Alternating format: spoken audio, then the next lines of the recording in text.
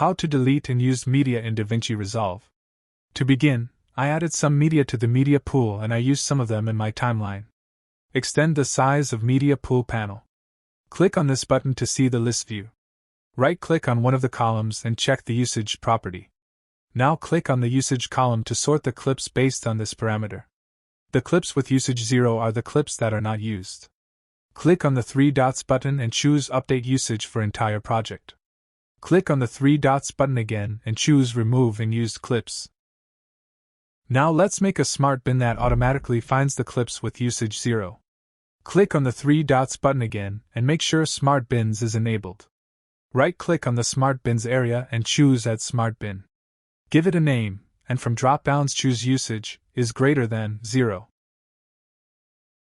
Add another Smart Bin. From drop-downs choose Usage is 0.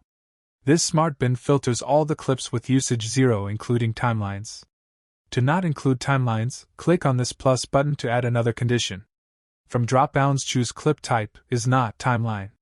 Now we added two Smart Bins, one filters used clips, and another filters unused clips.